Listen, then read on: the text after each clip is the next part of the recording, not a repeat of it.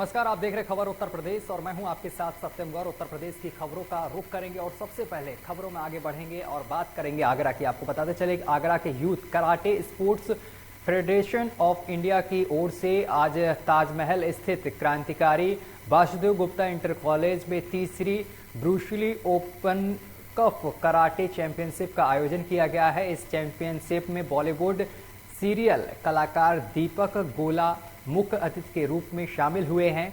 उन्हें youth karate sports federation की ओर से आयोजित third Bruce Lee open karate championship का शुभारंभ किया है और इस प्रतियोगिता में प्रतिभाग करने वाले खिलाड़ियों का उत्साह बढ़ाया है। मेरा नाम चेतन अरोड़ा।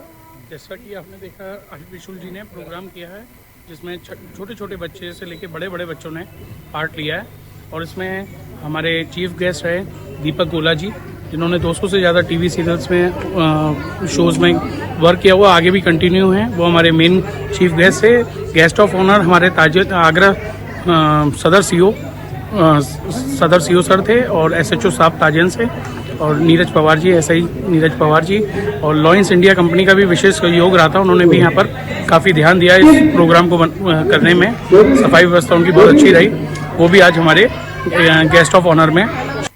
चलिए खबरों में आगे बढ़ेंगे, बात करेंगे अलीगढ़ के थाना गांधी पार्क क्षेत्र के बोनेर हाईवे पर रोडवेज बस और ट्रक की आमने सामने टक्कर हो गई है, जिसमें आधा दर्जन से ज़्यादा लोग घायल बताए जा रहे हैं, जिनको उपचार के लिए एक निजी हॉस्पिटल में भर्ती कराया गया है।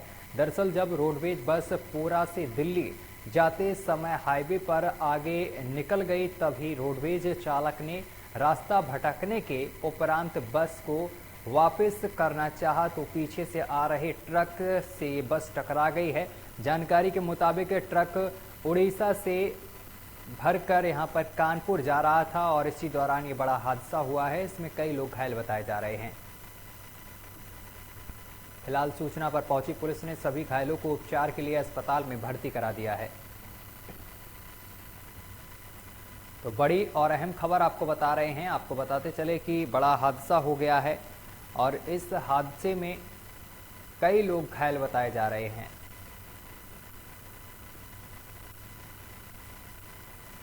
रोडवेज पोरा से दिल्ली जा रही थी। कैसे ये एक्सीडेंट कैसे हुआ? फिर यहाँ मोड़ने में हुआ, बैक करने में। अच्छा, आगे निकल गया था।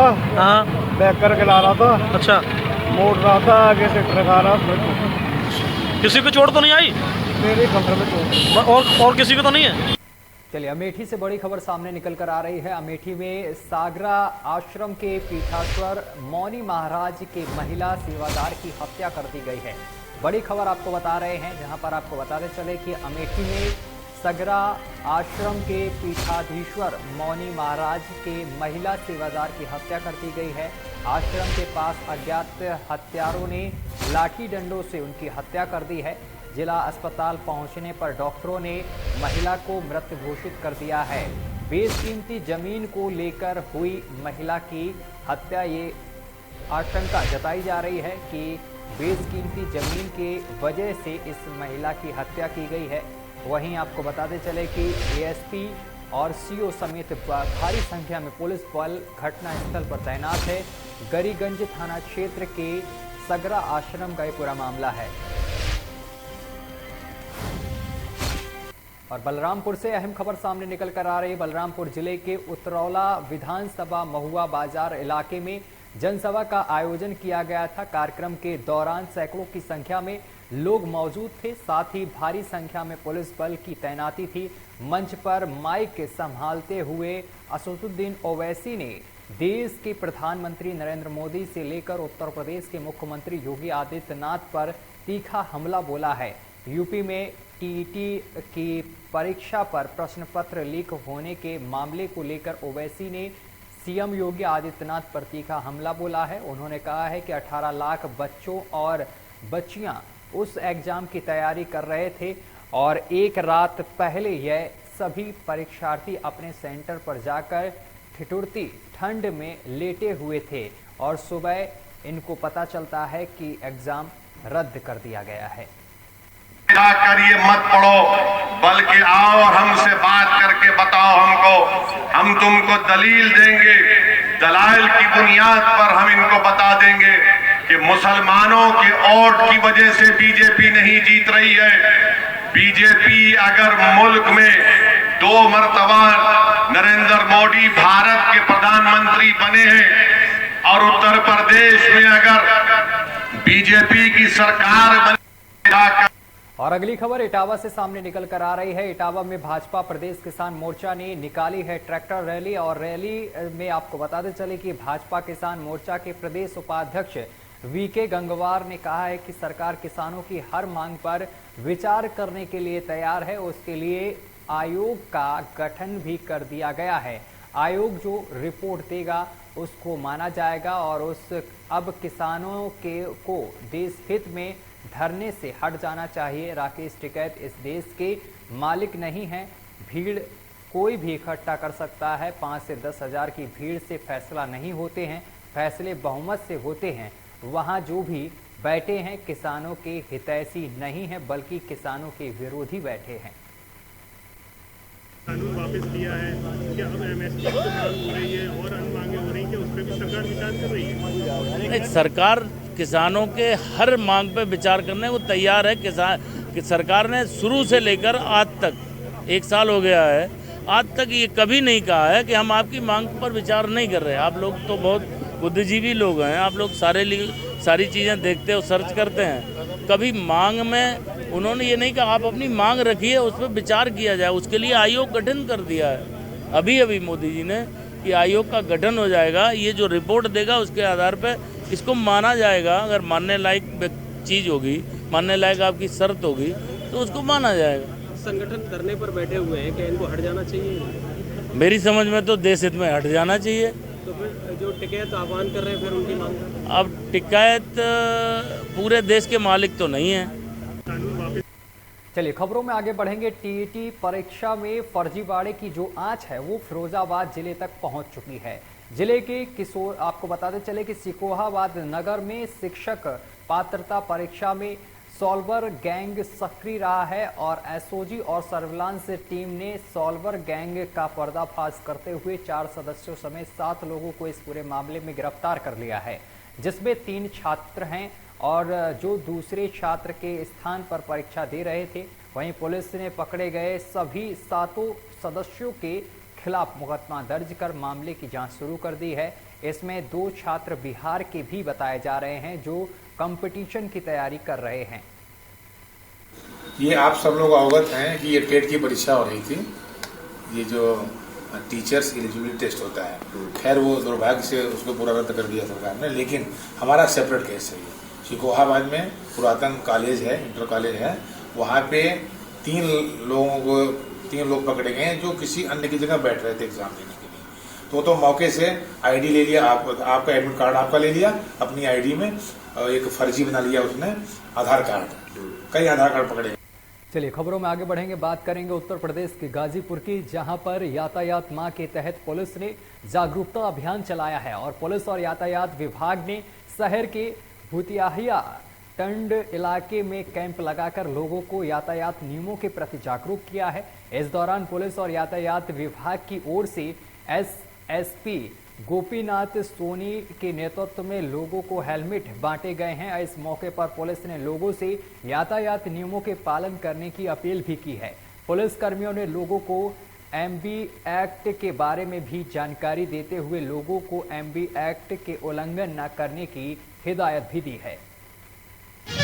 ऐसे लोग भी मोटरसाइकिलों पे या 2 पहिया सवारियों को चलते हैं जिनके पास हेलमेट नहीं होता, तो उनको आज यातायात माह के अंतर्गत ट्रैफिक और कुछ जन सहयोग से आज उनको हेलमेट देकर सुरक्षा के लिए बताया गया और उनको हेलमेट पहनाकर बताया गया कि वो यातायात माह के अतिरिक्त अन्य दिनों में भी अपनी सुरक्षा के लिए, अपने परिवार की सुरक्षा के लिए हेलमेट जरूर लगाए, कहीं भी निकले बगैर हेलमेट के न। 2022 के विधानसभा चुनाव के लिए सभी राजनीतिक पार्टियां अपना परचम लहराने के लिए जोरों शोरों से तैयारी कर रही हैं। वहीं आपको बताते चले कि गाजियाबाद के एनटीपीसी कॉलोनी के लोगों ने चुनाव का बहिष्कार कर दिया है और कॉलोनी में नाली का पानी भरे रहने से लोग परेशान हैं और स्थानीय लोगों को नाली के पानी में से निकलना पड़ता है। इर्द गिर्द यहाँ पर आपको बताते चले कि भारी गंदगी देखने को मिल रही है। इंदरगढ़ी क्षेत्र में एनटीपीसी कॉलोनी है और जहां आज तक कोई भी विकास कार्य नहीं हुआ है। यहां रहने वाले लोग क्षेत्र में विकास को लेकर कई बार नेता और प्रशासनिक अधिकारियों से अपील कर चुके हैं, लेकिन किसी भी तरीके की अभी तक अधिकारियों की तरफ से सुध नहीं ली गई है। यही कारण है कि चुनाव आने से ठीक पहले ही यहां रहने वाले सैकड़ों की संख्या में लोगों ने आगामी चुनाव का बहिष्कार कर दिया है। और इस खबर पर ज्यादा जानकारी के साथ हमारे संवाददाता अजीत हमारे साथ सीधा फोन लाइन पर जुड़ गए हैं। अजीत, यहां पर कुछ लोगों ने चुनाव का बहिष्कार किया है। उनका कहना है कि इलाके की गंदगी और सड़कों में गंदा पानी भरा रहता है। कई बार अधिकारियों के चक्कर भी लगाए हैं, लेकिन फिर भी इस पर कोई सुनवाई नहीं हुई है। क्या कुछ मामले को लेकर अपडेट है आपके पास? जी देखिए, सबसे पहले मैं आपको ये बता दूं कि गाजियाबाद में जो विकास का पहला काम होता है कि विकास के तौर पर वोट दिया जाता है। जनता विकास के तौर पे ही उनको आगे अपना जो रणनीति होती है, जो नेता होता है वो उसको चुनती है। और उसके बाद चुनने के बाद जब ये होता है कि एक बार जीत जाने के बाद क्षेत्र में भ्रमण नहीं करना, विकास नहीं करना, उसके बाद ऐसे ही छोड़ देना। उसके बाद जो लोग हैं, लोगों में रोष है, ये रोष सामने निकल के आया है क्योंकि चुनावी माहौल चल रहा है। फिलहाल सभी पार्टियों ने कमर कस ली है और ये देखने को मिल रहा है कि विकास कार्य किस तरीके से किस क्षेत्र में क्या हुआ है। आपको बता दूं कि ये जो क्षेत्र है, इस क्षेत्र में काफी दिनों से ये समस्या जो है वो बनी हुई थी। इसको लेकर के जो स्थानीय जो लोग हैं उनके उनमें बहुत ज्यादा रोष है। और ये बता दूं आपको, उस रोष से इन्होंने साफ इनकार कर दिया है कि गाजियाबाद में अगर चुनाव होगा तो इस क्षेत्र से एक भी आदमी वोट का बहिष्कार करेगा और यहाँ पर वोट नहीं दिया जाएगा। और उनका संदेश भी है कि किसी भी तरीके से यहाँ वोट जो है वो कोई स्थानीय जो लोग हैं, जो समस्या बनी हुई है हमारी, क्योंकि समस्या देखने के लिए कोई भी जनप्रतिनिधि नहीं आता है। हालांकि चुनाव का माहौल आ गया है और साथ ही साथ सभी जो जनप्रतिनिधि हैं वो अब आने का सिलसिला जो है वो डोर टू डोर आने की संभावना है, पर उसको लेकर भी बहिष्कार का पूरा संदेश दे दिया है स्थानीय लोगों ने। चलिए, तमाम जानकारी साझा करने के लिए बहुत बहुत शुक्रिया आपका अजीत। अब हम ये देखते हैं कि हमारे यहाँ की जब मोहल्ले की समस्या नहीं सॉल्यूशन हो रहा है तो पूरी कॉलोनी जो हमारी उसने ये डिसाइड करा है कि अब की बार इलेक्शन का बहिष्कार किया जाएगा। हाँ, प्रधानी लगती है, प्रधान कौन है और क्या समस्याएं जो आप तक निराकरण नहीं कर सकते? सतीश की जो सतीश जी हैं यहाँ प्रधान, और कई बार मेरी फ़ोन पे भी वार्ता हुई है उनसे कि अब करा देंगे, बस 15 दिन में करा देंगे, 20 दिन में करा देंगे, लेकिन कोई भी समस्या का समाधान नहीं हो पा रहा। अब और अगली खबर ग्रेटर नोएडा से सामने निकल कर आ रही है, जहां पर आपको बताते चले कि जेवर कस्बे में स्थित मंगरौली में पिता और पुत्र के बीच संपत्ति को लेकर विवाद इतना गहरा गया कि कलयुगी बेटे ने अपने ही पिता की गोली मार दी है पिता को। वहीं आपको बताते चले कि 2 गोली पिता के सिर पर लगी हैं। परिजनों ने उन्हें गंभीर अवस्था में जेवर के एक अस्पताल में भर्ती करा दिया है। वहीं गोली मारने के बाद कलयुगी बेटा अपने साथी के साथ मौके से फरार हो गया है। सूचना मिलने के बाद मौके पर पुलिस पहुंची है और पुलिस पूरे मामले की जांच पड़ताल कर रही है। और साथ ही आपको बताते चले कि पुलिस अब आरोपी बेटे की तलाश में जुटी हुई है। कलयुगी बेटे ने अपने ही पिता पर गोली चला दी है, जिसमें पिता गंभीर रूप से घायल हो गया है। बताया जा रहा है कि बेटे ने पिता पर 2 गोलियां चलाई हैं और जिसके बाद स्थानीय और परिजनों ने घायल को अस्पताल में भर्ती कराया है। तो बड़ी और अहम जानकारी आपको नोएडा से दे रहे हैं, जहां पर आपको बताते चले कि एक कलयुगी बेटे ने अपने ही पिता पर बंदूक तान दी है और 2 फायर कर दिए हैं। गोली लगने से पिता गंभीर रूप से घायल बताया जा रहा है, जिसे उपचार के लिए स्थानीय अस्पताल में भर्ती कर दिया गया है। और फिलहाल आरोपी अभी फरार चल रहा है। पुलिस आरोपी की तलाश में जुटी हुई है। थाना जेवर अंतर्गत मंगरौली रोड पर श्याम सिंह निर्मल रहते हैं, उनको 2 गोली मारी गई है। तत्काल पुलिस को सूचना प्राप्त हुई, कैलाश अस्पताल में उनको भर्ती कराया गया, जहां उनका उपचार चल रहा है। इसमें जो चक्षुदर्शी है, जो उनके घर के लोग हैं, उनके द्वारा बताया गया कि उनके सगे बेटे हिम्मत सिंह व उनके एक साथी के द्वारा यह गोली मारी गई। प्रथम दृष्टया पूछताछ में यह पता चला है कि प्रॉपर्टी को लेकर के पिता पुत्र में विवाद चल रहा था। इसी को लेकर उनके पुत्र ने उनको गोली मारी है। तहरीर प्राप्त हो गई है, नामजद तहरीर हिम्मत सिंह के खिलाफ प्राप्त हुई है। अभियोग पंजीकृत कर लिया गया है। 2 टीमों का गठन कर दिया गया है। शीघ्र ही अभियुक्त को गिरफ्तार करके उसको जेल भेजा जाएगा।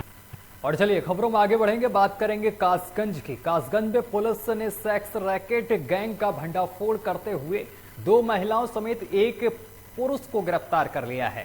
गिरफ्तार किए गए आरोपी के पास से 2 मोबाइल नकदी बरामद की है पुलिस ने। इस पूरे मामले की जानकारी एसपी रोहन प्रमोद ने दी है और एसपी ने बताया है कि सदर कोतवाली क्षेत्र के मोहल्ला गंगेश्वर कॉलोनी बेगी वाले बाबा की समाधि के पास काफी समय से देह व्यापार के अड्डे फल फूल रहे थे, जिसकी जानकारी लगातार पुलिस को मिल रही थी। सूचना के आधार पर पुलिस की टीम यहां पर पहुंची और छापा मारकर कार्रवाई करते हुए 3 लोगों को गिरफ्तार किया है।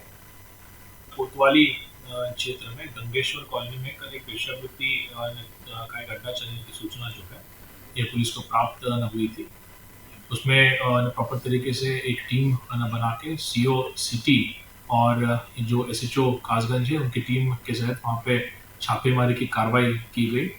मौके से 2 महिलाओं को गिरफ्तार किया गया और 1 पुरुष की भी इसमें गिरफ्तारी कर दी गई है। कोतवाली क्षेत्र में गंगेश्वर कॉलोनी में कल एक वेश्यावृत्ति का एक अड्डा चलने की सूचना जो है ये पुलिस को प्राप्त हुई थी। उसमें प्रॉपर तरीके से एक टीम बना के सीओ सिटी और जो एसएचओ कासगंज है उनकी टीम के तहत वहाँ पे छापेमारी की कार्रवाई की गई। मौके से 2 महिलाओं को गिरफ्तार किया गया और 1 पुरुष की भी इसमें गिरफ्तारी कर दी गई है। कोतवाली चलिए कुशीनगर का रुख करेंगे। कुशीनगर से बड़ी खबर सामने निकल कर आ रही है, जहां पर आपको बताते चले कि सूबे के मुख्यमंत्री योगी आदित्यनाथ का कुशीनगर दौरा है। बड़ी और अहम खबर आपको बता रहे हैं। कुशीनगर में मुख्यमंत्री योगी आदित्यनाथ का दौरा है। श्रमिक पुत्रियों के सामूहिक विवाह समारोह में शामिल होंगे सीएम योगी आदित्यनाथ। बड़ी और अहम खबर आपको बता रहे हैं। श्रमिक पुत्रियों के समूह विवाह में यहां पर शामिल होने जा रहे हैं सीएम योगी आदित्यनाथ। नवविवाहित वर वधु को आशीर्वाद देंगे सीएम योगी आदित्यनाथ। इस वक्त की बड़ी और अहम जानकारी आपको पहुंचा रहे हैं। कुशीनगर में आज सीएम योगी आदित्यनाथ का दौरा है। इस दौरान वो नवविवाहित वर वधु को आशीर्वाद देंगे और इसके साथ ही आपको बताते चले कि 2503 नव जोड़े परिणय सूत्र में बंधेंगे आज, यानी कि 2503 नए जोड़े जो हैं वो शादी के बंधन में बंधेंगे और इनको सीएम योगी आदित्यनाथ आशीर्वाद देंगे। श्रम मंत्री स्वामी प्रसाद और कृषि मंत्री सूर्य प्रताप शाही मौर्य भी इस दौरान कार्यक्रम में मौजूद रहेंगे। ये कार्यक्रम 1 बजे से प्रारंभ हो जाएगा।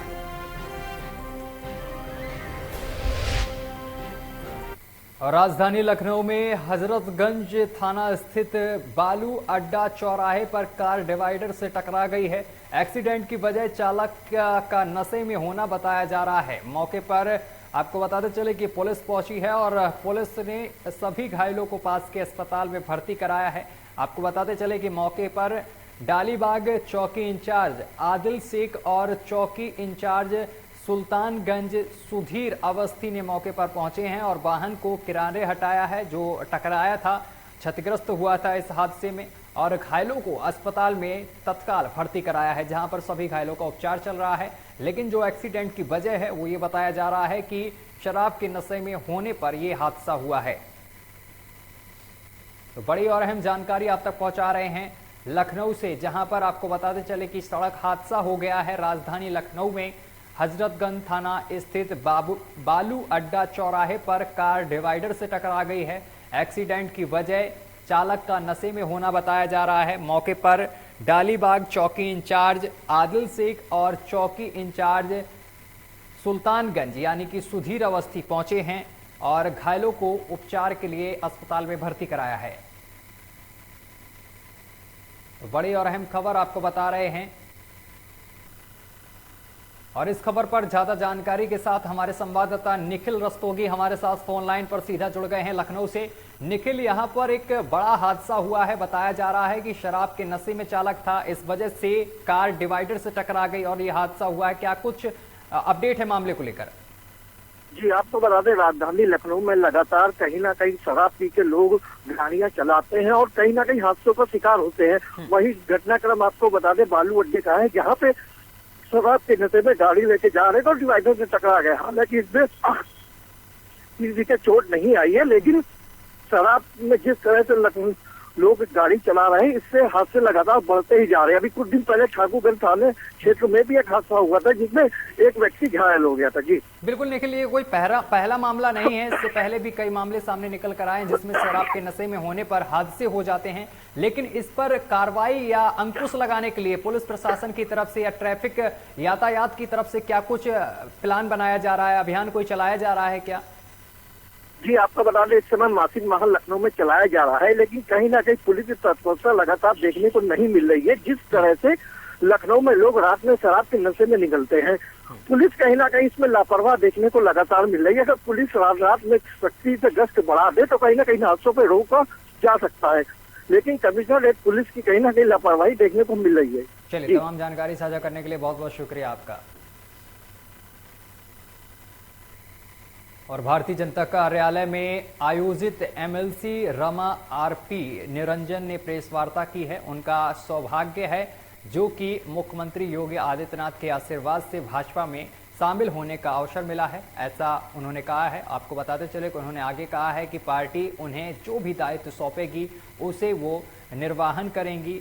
और साथ ही उन्होंने कहा है कि सपा छोड़ने का कारण बताते हुए उन्होंने कहा है कि बुंदेलखंड से पटेल समुदाय से ताल्लुक रखती है और एकमात्र महिला एमएलसी है, और बावजूद इसके सपा पार्टी ने उन्होंने पहले भी कार्यक्रमों में हमेशा उनको पीछे की सीटों पर ही बिठाया गया है, जबकि जाति विशेष के पूर्व एमएलसी को पूर्व मुख्यमंत्री अखिलेश यादव द्वारा ज़्यादा तवज्जो दी जाती है।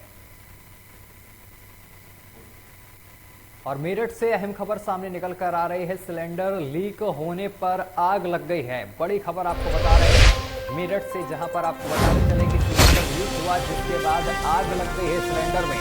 आग में झुलसी हैं 2 मासूम बच्चियां। बड़ी खबर आपको बता रहे हैं, आग में 2 मासूम बच्चियां झुलस गई हैं। आग में झुलसने से बच्चियों की मौके पर ही मौत हो गई है।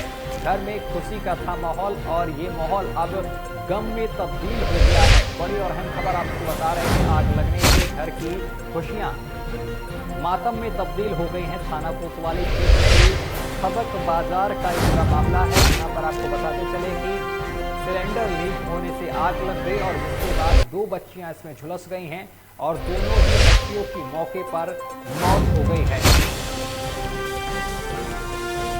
और खबर पर ज्यादा जानकारी के साथ हमारे संवाददाता सोनू हमारे साथ ऑनलाइन पर जुड़ गए हैं। सोनू, ये बताया जा रहा है कि सिलेंडर लीक हुआ और जिसके बाद आग लग गई और 2 बच्चियां यहाँ पर मौत हो गई है, क्या कुछ पूरा मामला है?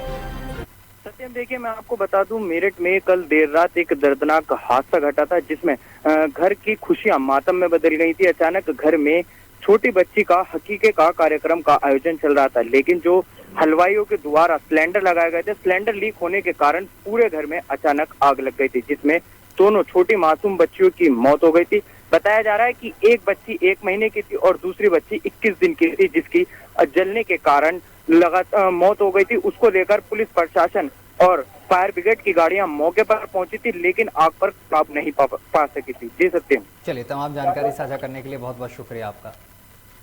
क्या पूरा मामला, क्या इसके अंदर घटनाक्रम हुआ है? ये गैस सिलेंडर के रिसाव से आग लगी है। उसमें 2 बच्चियों की मृत्यु हुई है, अलीजा और इनास। ये बच्चियां 21 दिन की और 11 दिन की थी। उनके पिता का नाम एक जुनैद था और एक उनके बहनोई की लड़की थी। तो पुलिस टीम आई है और रेवेन्यू की भी टीम है। हम लोगों ने संज्ञान। बिहार महापंचायत ओइवनवा पट्टी के यूनिवर्सल स्कूल पब्लिक स्कूल में बहुआर में हुई है और इसमें आपको बताते चले कि महापंचायत को संबोधित करते हुए मुख्य वक्ता राम जन्म बिहार ने कहा है कि समाज को आगे ले जाना है तो शिक्षित होना जरूरी है। अगर आप शिक्षित हैं तो अपने हक की लड़ाई लड़ सकते हैं। आप सभी अपने बच्चों को अधिक से अधिक पढ़ाने पर जोर दें। समाज में व्याप्त, जैसे शराब, शिक्षा, जो पिछड़ापन है उसको देखते हुए इनमें एक उत्साह भरना और विकास की ओर अग्रसर करना। अभी तक जो बिहार समाज में कुछ नेता हुए हैं, क्या वे समाज को बढ़ाने का काम करते हैं या सिर्फ राजनीति में ही लिप्त रहते हैं? नहीं, अब तक जो भी नेता हुए हैं केवल स्वार्थ सिद्धि के लिए काम कर रहे हैं, समाज हित में कोई ठोस कदम ही नहीं उठाए। इससे हम लोग रिटायर होने के बाद सारे कर्मचारी इकट्ठा होकर के वास्तविक रूप में विकास की ओर अग्रसर करने के लिए एक कदम उठाए हैं।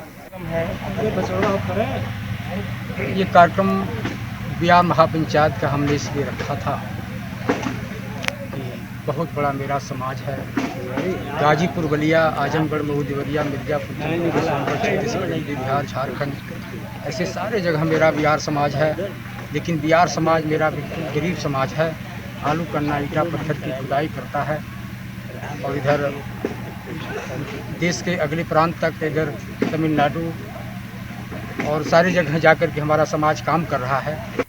और मुरादाबाद से एक अहम खबर सामने निकल कर आ रही। मुरादाबाद में 12 घंटे से भी अधिक समय तक इलाज के दौरान मृतक की बॉडी सौंपने के नाम पर 90,000 रुपए मांगने की खबर सामने निकल कर आ रही है, जहां पीड़ित पक्ष ने एक वीडियो बनाकर डीआईजी मुरादाबाद से न्याय की गुहार लगाते हुए उनके परिजनों की बॉडी दिलाने की मांग की है। और एक ट्वीट करने के बाद हड़कंप मच गया है। तो वहीं अस्पताल प्रशासन ने फजीहत से बचने के लिए पीड़ित परिवार से 30,000 रुपए लेकर देर शाम बॉडी सौंप दिया गया है। और पूरा मामला थाना सिविल लाइन क्षेत्र के कोठीवाल डेंटल कॉलेज का बताया जा रहा है।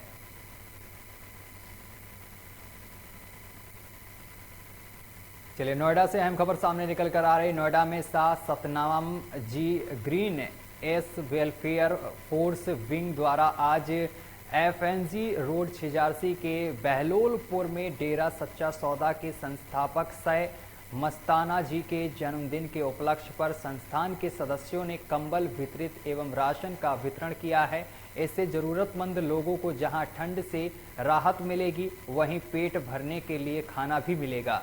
इस अवसर पर संस्थान के नोएडा से मीडिया प्रभारी गजराज सिंह ने जानकारी देते हुए बताया है कि प्रत्येक वर्ष की भांति इस बार भी गुरु जी के जन्मदिन पर जरूरतमंदों को कंबल और राशन बांटा गया है।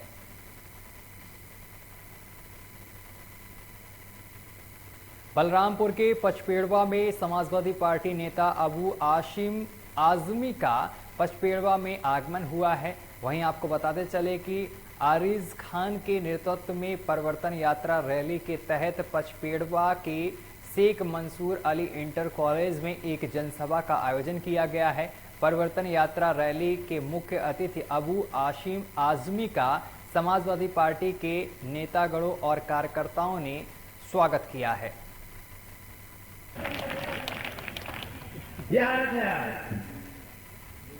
एक आदमी भी ये बयान आया मेरे पास है, क्या कहा कि एक लोग भी अब की बार इसमें कोरोना से एक भी आदमी की मौत नहीं हुई है।